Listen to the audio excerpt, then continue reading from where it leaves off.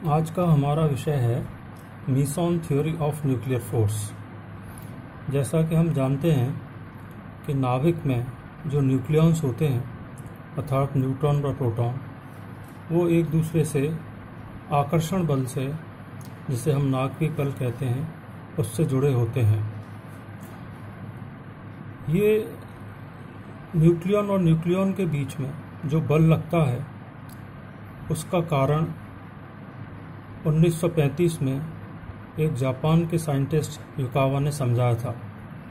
उनके अनुसार each nucleon is surrounded by pion, यानी कि pi meson field, through which it interacts with other nucleon. हर nucleon एक पायोन फील्ड से घिरा रहता है और इस फील्ड के कारण ही वो न्यूक्लियॉन उस नाभिक में दूसरे न्यूक्लियॉन से इंटरेक्ट करता है।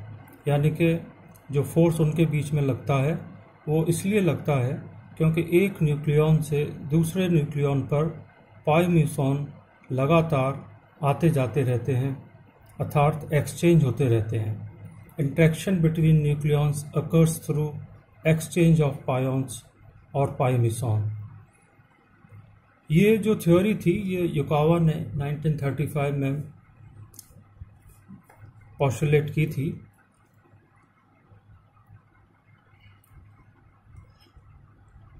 उन्होंने बाद में यह माना कि जो पायोन है, जिसको उन्होंने वर्चुअल पार्टिकल माना था, इसका रेस्ट मास करीब इलेक्ट्रॉन के मास का 273 गुना होता है और रेस्ट मास एनर्जी लगभग 135 MeV होती है। तो इस तरह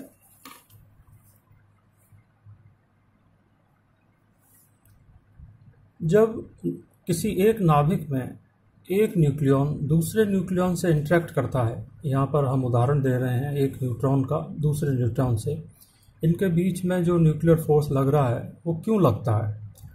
युकावा के अनुसार मान लीजिए ये एक न्यूट्रॉन है, इससे पायोन इस न्यूट्रॉन पर ट्रांसफ़र होता है।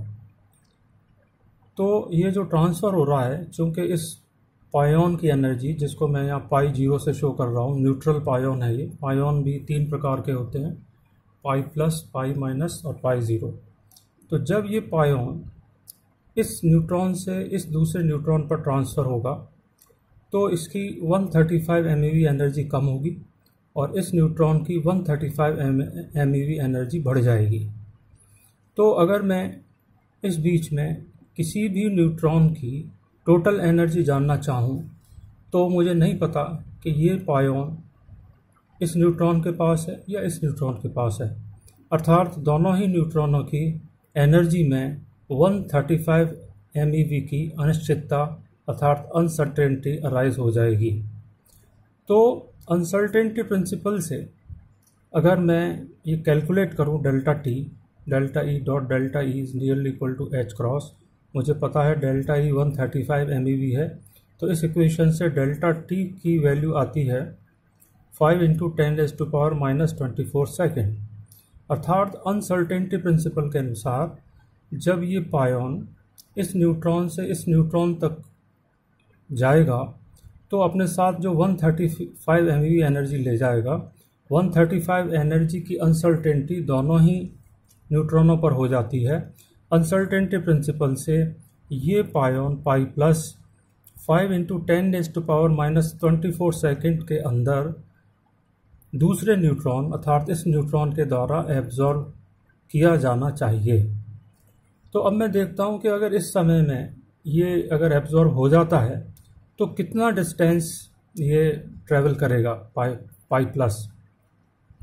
तो velocity is equal to distance is equal to velocity into time. इस फॉर्मूले से मैं देखता हूँ कि जो टाइम है 5 × 10⁻⁻24, और अगर पायोन की स्पीड को मैं लाइट की स्पीड के बराबर लगभग मानूँ तो इसको मैं मल्टीप्लाई करता हूँ 3 × 10⁻⁻10 से, तो ये वैल्यू मुझे मिलती है लगभग 1.5 × 10⁻⁻13 सेंटीमीटर, अर्थात ऑलमोस्ट इक्वल टू 10⁻⁻15 मीटर। और हम जानते हैं कि ये जो रेंज है, ये जो वैल्यू है 10⁻⁻15 मीटर, ये नाभिक का हम रेडियस मानते हैं। तो इसका मतलब ये हुआ कि ये जो वैल्यू आई है 10⁻⁻15 मीटर, तो इससे पायोन का एग्जिस्टेंस जस्टिफाई होता है। इस पायोन जिसको युकावा ने वर्चुअल माना था, वास्तव में बाद में एक्सपेरिमेंटली इसको खोज की गई और ये पता लगा कि ये पार्टिकल वास्तव में एग्जिस्ट करता है। अब हम देखते हैं कि जो एक्सचेंज होते हैं, जैसे यहाँ ये एक इक्वेशन है कि अगर इंटरेक्शन प्रोटॉन और न्यूट्रॉन के बीच हो रहा है तो हमेशा चार्ज पार्टिकल एक्सचेंज होगा प्रोटॉन और न्यूट्रॉन के बीच में। जैसे यहाँ पर देखिए, transfer of negative pion from a neutron to proton. In other words, after the emission of a positive pion, a proton changes into a neutron, and an emission of negative pion, a neutron becomes a proton. तो अगर ये interaction proton proton के बीच होता है या neutron neutron के बीच होता है, तो हम देखते हैं कि न्यूट्रल पायोन एक्सचेंज हो रहा है, यानी कि पाई ज़ीरो। और यहाँ पर अगर प्रोटॉन से न्यूट्रॉन पर पार्टिकल जाता है तो पाई प्लस जाएगा, और न्यूट्रॉन से प्रोटॉन पर जाता है तो पाई माइनस पार्टिकल निकलेगा और प्रोटॉन द्वारा एब्जॉर्ब किया जाएगा। धन्यवाद।